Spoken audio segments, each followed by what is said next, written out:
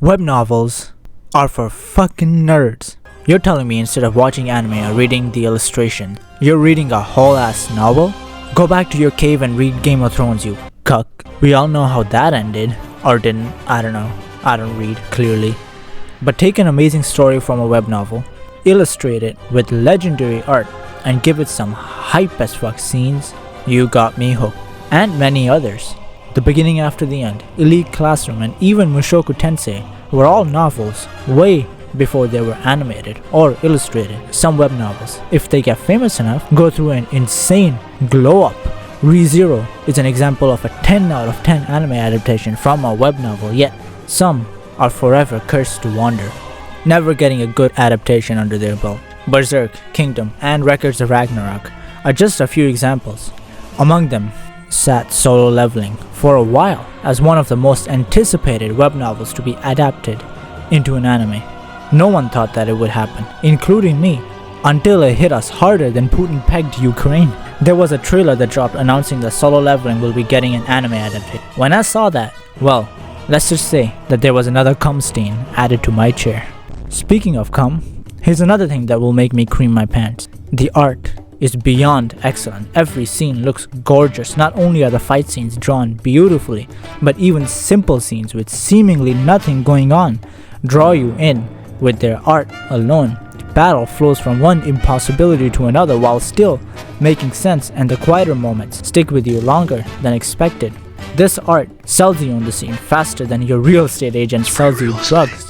Not to mention, all of it is colored, every single panel. The drip that comes out of that color puts Goku to shame.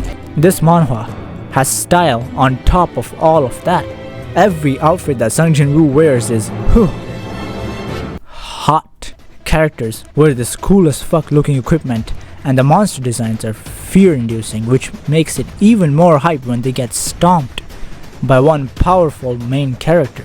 The art and style is what grabs your attention, but the story is what makes you stick around. There's a lot of material out there which caters to a power fantasy genre more than my geriatric grandma can remember, but Solo Leveling is different. Every battle, every power feels like a struggle to gain. It's won through sheer tactics or knowledge.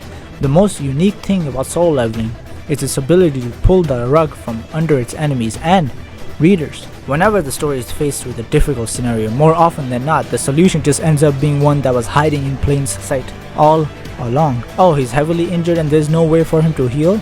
Instead of gaining some random power up, he shows his resourceability when he just uses his daily reward in a completely new way. It makes the reader pay attention to every single thing.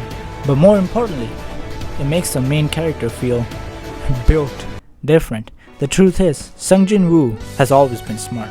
He's always been capable of finding unique solutions to problems, while also having the will to execute on those solutions. That's how he survived this long. But now that he's got actual power, he's able to expand and actually accomplish much more.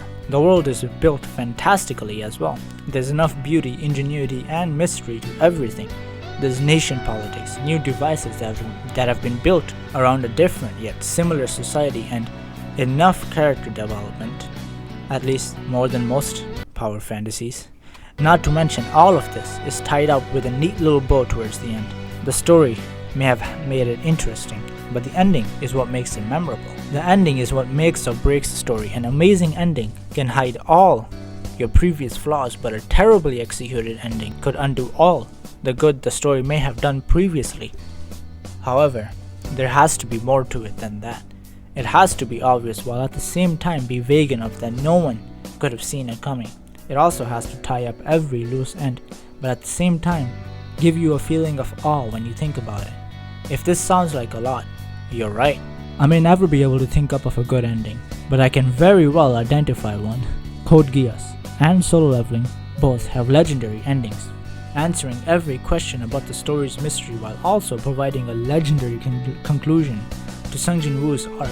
He ended exactly how he started, unrecognized, unappreciated, and forgotten. Yet, there's a key difference. This time, he succeeded in protecting those he cared about, regardless of whether they remember him or not.